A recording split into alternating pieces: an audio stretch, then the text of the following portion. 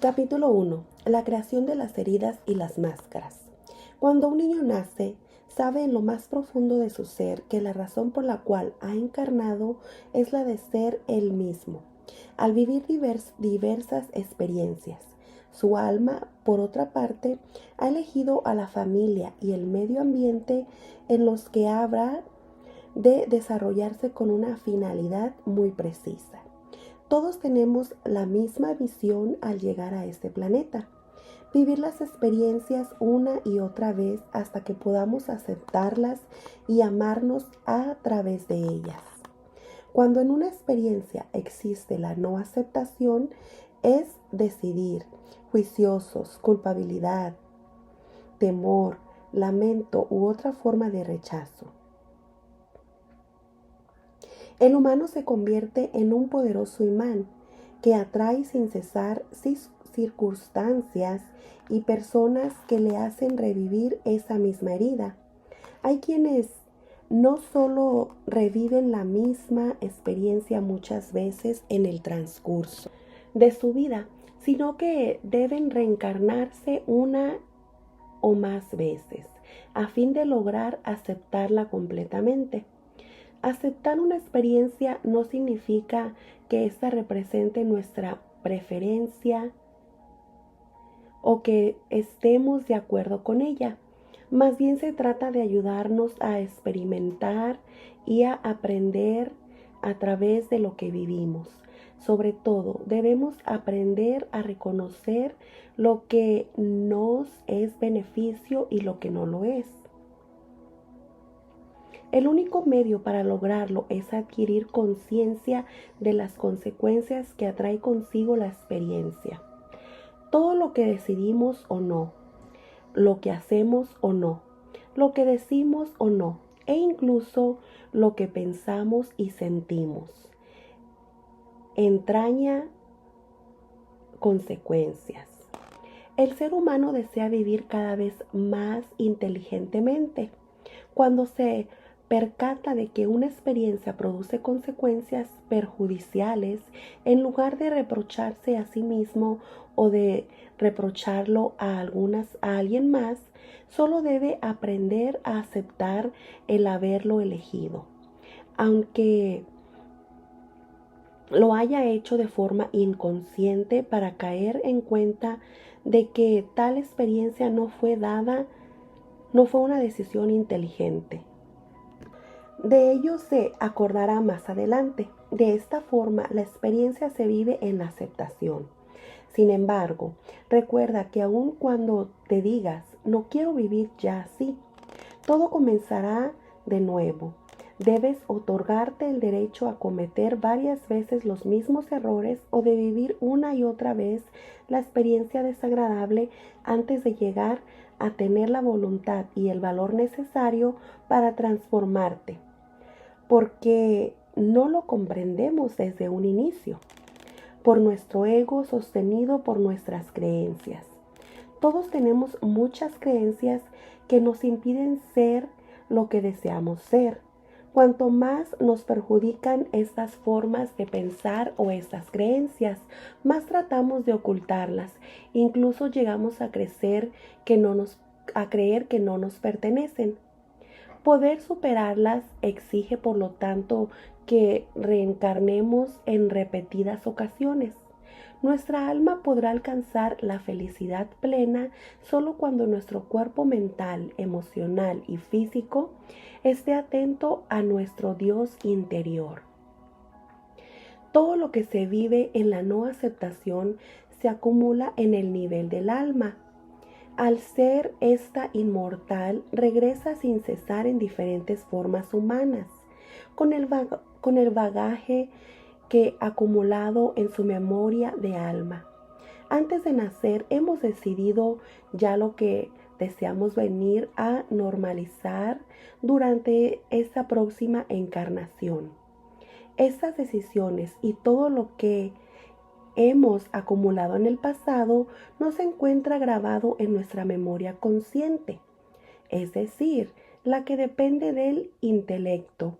no es sino el transcurso de la experiencia cuando poco a poco nos hacemos conscientes de nuestro plan de vida y de lo que debemos poner en regla.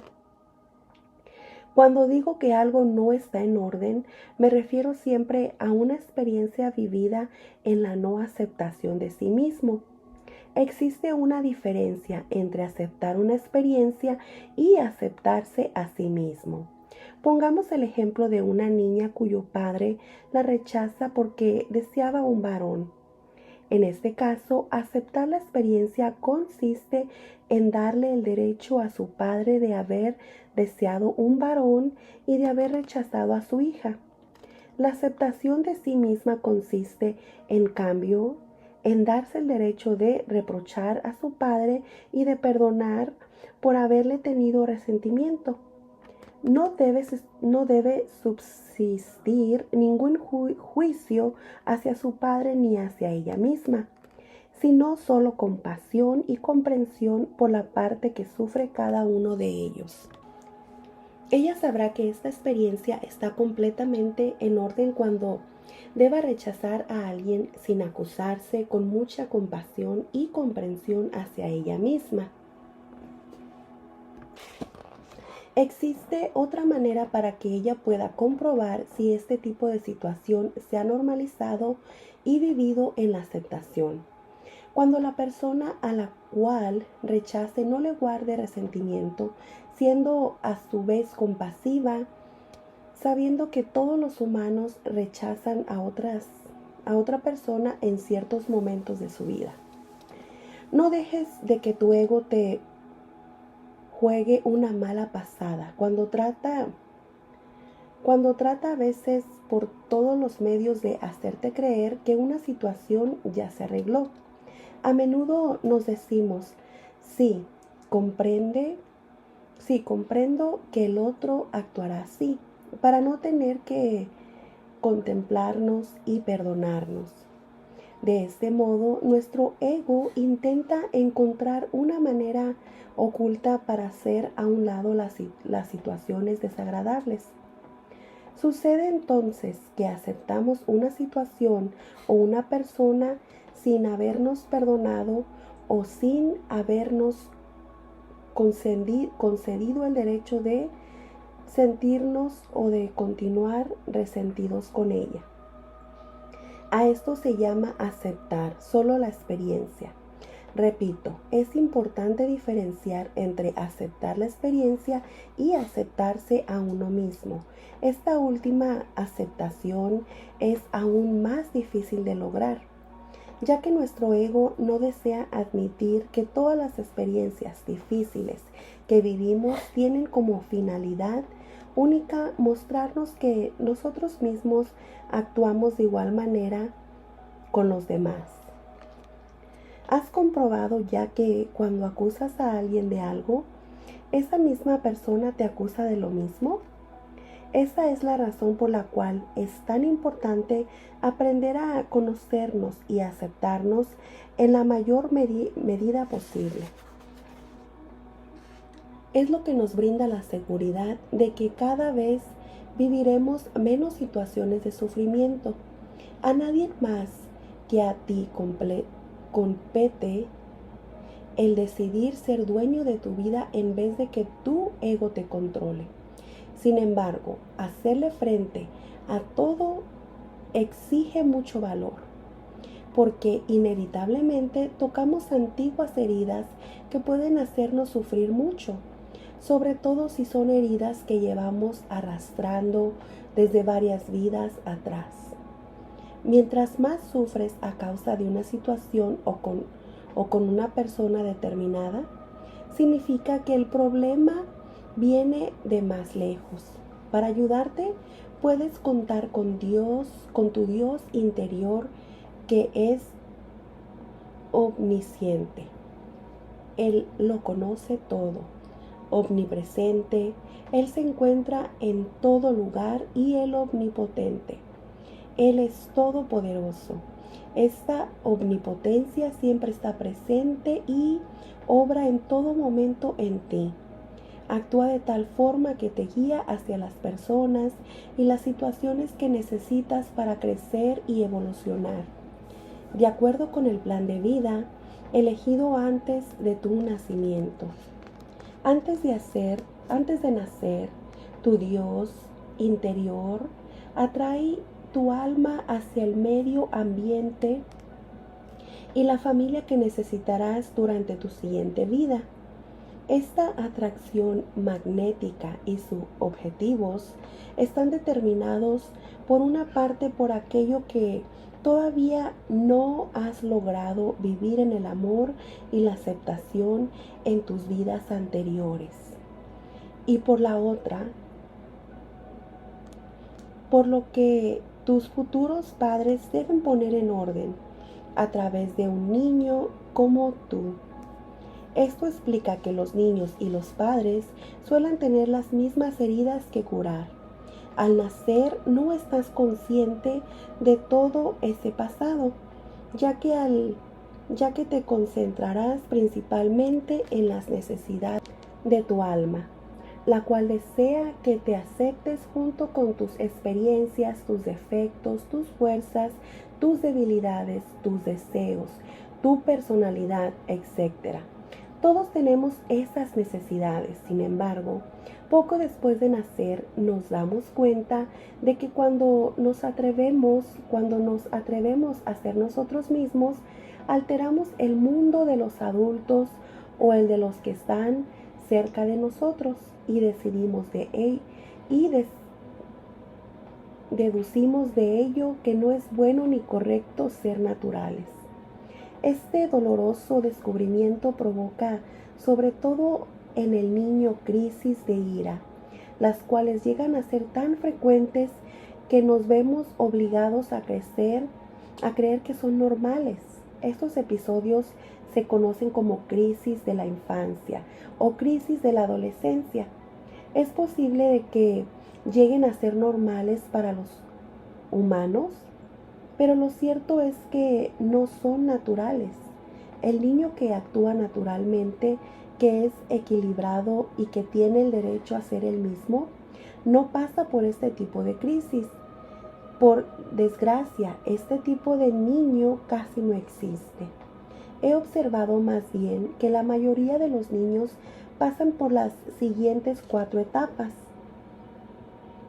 Después de conocer la alegría de ser el mismo en la primera etapa de su existencia, conoce el dolor de no tener el derecho de ser el mismo, que es la segunda etapa. Llega enseguida el periodo de crisis, de rebeldía, que es la tercera etapa, con objetivo de reducir el dolor. El niño se resigna y termina por crearse una nueva personalidad para transformarse en lo que los demás quieren que sea. Algunas personas permanecen estancadas en la tercera etapa durante toda su vida. Es decir, reaccionan continuamente, están enojados o en permanente situación de crisis. En la tercera y cuarta etapa es cuando creamos numerosas máscaras, nuevas personalidades que sirven para protegernos contra el sufrimiento que vivimos en el transcurso de la segunda etapa. Estas defensas son 5 y corresponden también a 5 grandes heridas fundamentales que vive el ser humano. En el numeroso año de observación en mis numerosos años de observación he podido comprobar que todos los sufrimientos del ser humano pueden resumirse en 5 heridas. Helas aquí en orden cronológico, es decir, el orden en que cada una de ellas aparece en el transcurso de una vida: rechazo, abandono, humillación, traición, injusticia. Al enlistarse se forma el acróstico TRASHI, lo que favorece la memorización. Traición, rechazo, abandono, humillación, injusticia. Trahi. El vocabulario francés trahi significa en castellano traicionado. Este acróstico permite explicar el hecho de que cada vez que padecemos o hacemos que otros sufran una de estas heridas, todo nuestro ser se siente traicionado. No somos fieles a nuestro Dios interior ni a las necesidades de nuestro ser, ya que permitimos que nuestro ego, con sus creencias y temores, tome el timón de nuestras vidas. El recurrir a las máscaras es la consecuencia de desear ocultar a nosotros mismos o a los demás lo que aún no hemos podido poner en orden. Estos descubrimientos son una forma de traición. Pero, ¿de qué máscara se trata? De aquellas que acompañan a las heridas que precisamente intentan enmascarar. Heridas y máscaras. Herida del rechazo, huidizo, herida del abandono, dependiente, humillación, masoquista, la herida de la traición, el controlador, la herida de la injusticia, la máscara del rígido. Estas heridas y estas máscaras se explicarán a detalle en los capítulos siguientes. La importancia de la máscara se crea en función del tamaño de la herida. Una máscara representa a un tipo de persona con un carácter que le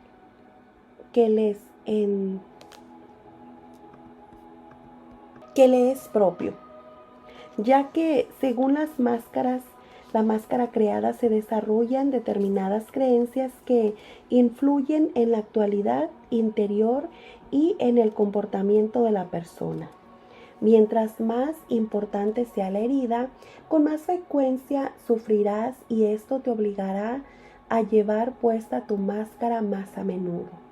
Solo usamos la máscara cuando deseamos protegernos. Por ejemplo, cuando una persona percibe algún suceso como injusto, o cuando ella se juzga a sí misma de injusta, o teme que se le critique por ser injusta, se coloca la máscara de rigidez, es decir, adopta el comportamiento de una persona rígida.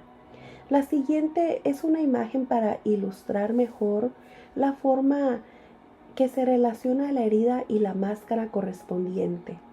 La herida interior puede acompañarse a una herida física que desde hace tiempo tienes en la mano, pero que ignoras tenerla y cuya curación has descuidado. Prefieres vendarla para no verla. Este vendaje equivale a una máscara. Creíste que así podrías fingir no tener la herida. ¿En verdad creíste que esa era la solución? Por supuesto que no. Todos lo sabemos, pero el ego no. Esta es una de las formas en que nos hace dar vueltas sin rumbo. Regresemos al ejemplo de la herida de la mano. Digamos que la herida te duele cada vez que alguien te toca la mano, aun cuando se encuentre protegida por el vendaje. Cuando alguien te toma la mano por cariño y tú gritas: ¡ay, me lastimas! Resulta fácil imaginar la sorpresa del otro. ¿Realmente deseabas lastimarte?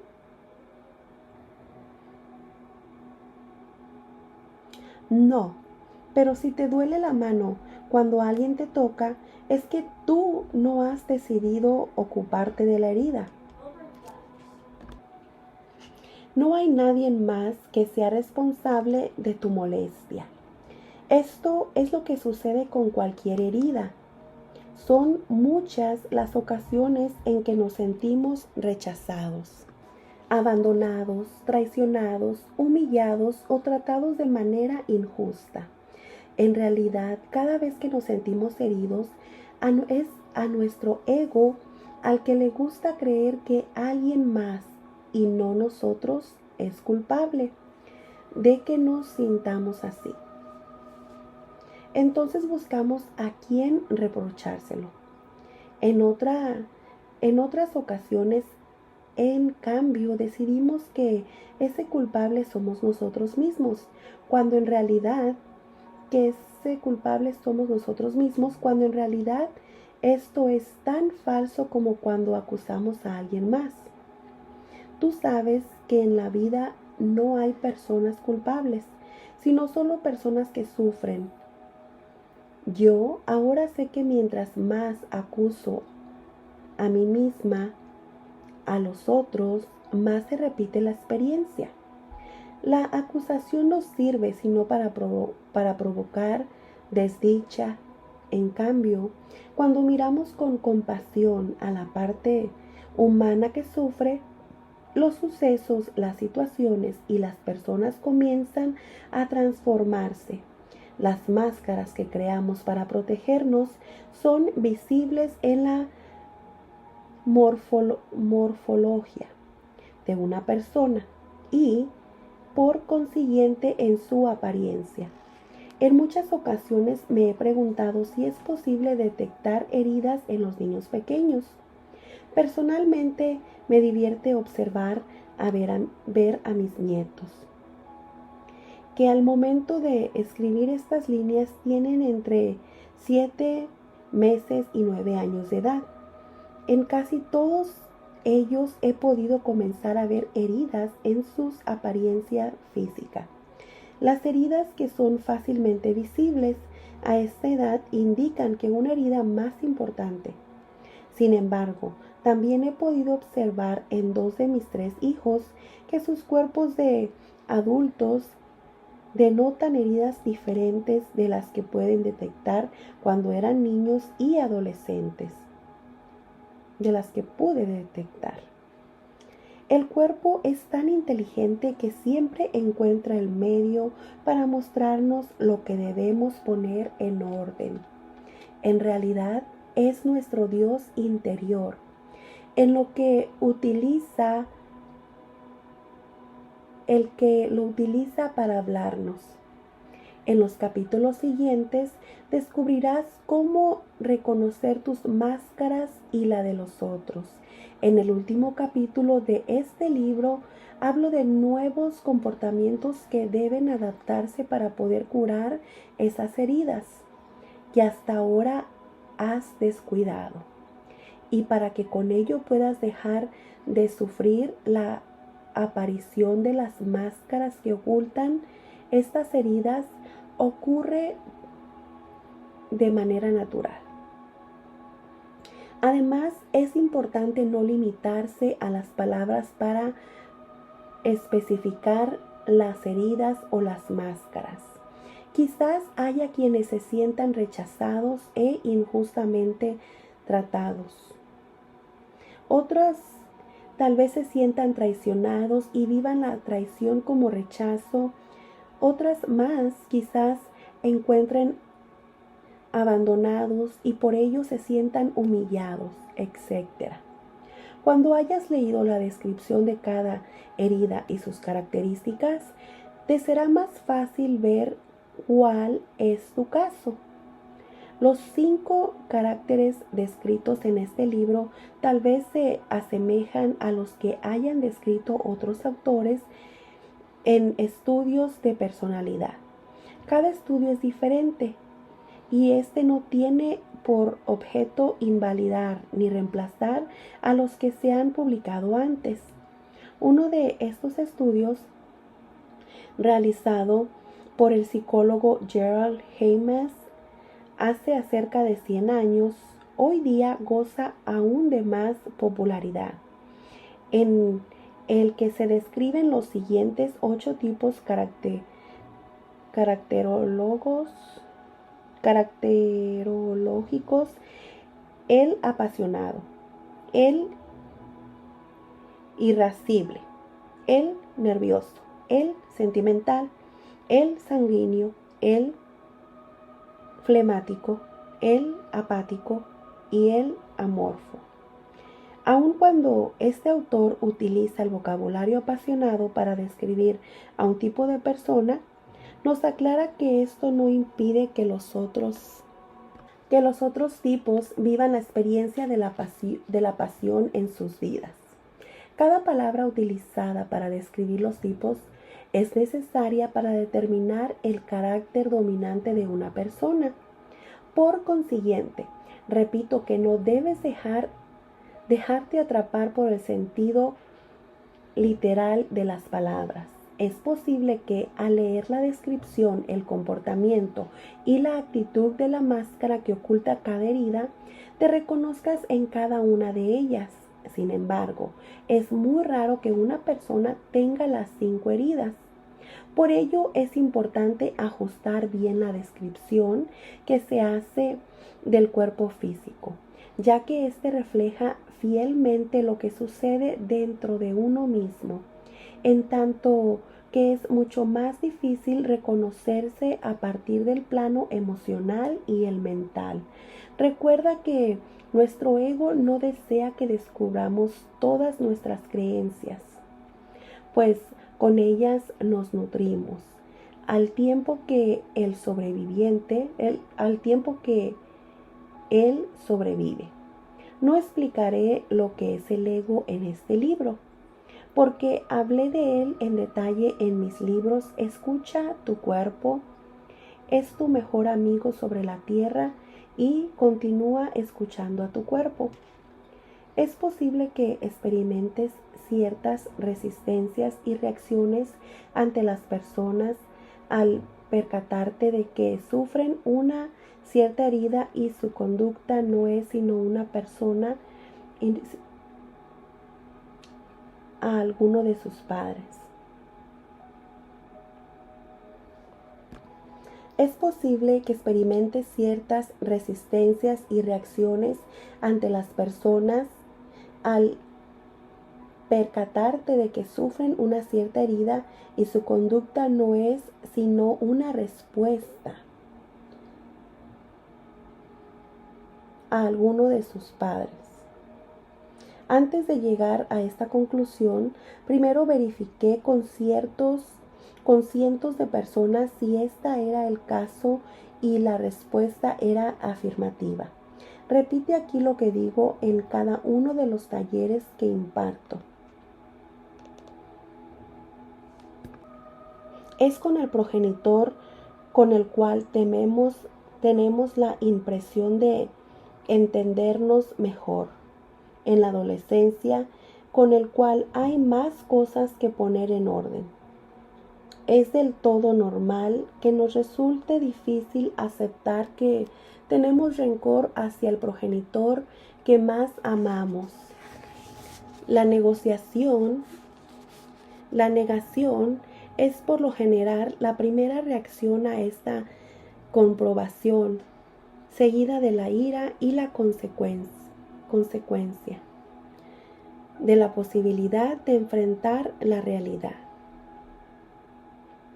Este es el principio de la curación, la descripción del comportamiento y las actitudes vinculadas con diferentes heridas.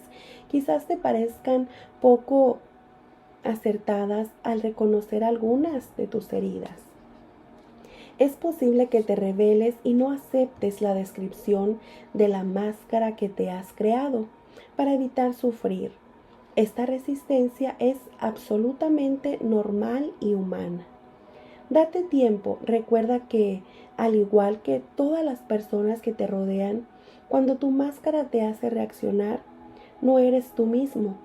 No te tranquiliza saber que cuando un comportamiento de los demás te incomoda o te desagrada, indica que estas personas acaban de ponerse la misma máscara para evitar sufrir. Al tener eso presente, serás más tolerante y será más fácil ver con amor a quienes te rodean. Tomemos el ejemplo del adolescente que tiene un comportamiento duro. Cuando descubras que se comporta así para ocultar su vulnerabilidad y su temor, tu relación con él será diferente, porque sabrás que el chico no es ni duro ni peligroso. Al mantener la calma, podrás ver incluso sus cualidades, en lugar de temerle y no ver más que sus defectos. Es un aliciente saber que aún naciste con heridas que poner en orden, que suelen evocarse de forma periódica por tu reacción a las personas y a las circunstancias que te rodean. Las máscaras que has creado para protegerte no son permanentes. Al practicar los métodos de curación que se sugieren en el último capítulo de este libro, verás cómo disminuyen gradualmente tus máscaras y, en consecuencia, cómo se transforma tu actitud y quizás también tu cuerpo. Sin embargo, también es probable que transcurran varios años antes de que puedas comprobar los resultados en tu cuerpo físico, ya que se modifica con mucha más lentitud a causa de la materia tangible de la cual está constituido, en tanto que nuestros cuerpos más sutiles, el emocional y el mental, requieren menos tiempo para transformarse a partir de la decisión que se toma con profundidad y con amor. Por ejemplo, es muy fácil desear emocional e imaginar mental visitar a otro país. La decisión de emprender el viaje puede tomarse en cuestión de minutos. Sin embargo, la concreción de tal proyecto en el mundo físico tomará más tiempo, pues antes hay que planear y organizar todo, incluso ahorrar el dinero necesario. Fotografiarte cada año es un buen medio para verificar tus transformaciones físicas. Presta atención a cada una de las partes de tu cuerpo para que puedas apreciar bien los detalles. Es cierto que algunas personas cambian más rápidamente que otras, al igual que hay quienes logran concretar sus viajes antes que otros. Lo importante es continuar trabajando con constancia en transformación interior, ya que esto es lo que hará de ti una persona más feliz en la vida. Te sugiero que durante la lectura de los siguientes 5 capítulos anotes lo que te parezca pertinente en tu caso. A continuación, lee nuevamente los capítulos que describen mejor tu actitud y sobre todo tu apariencia física.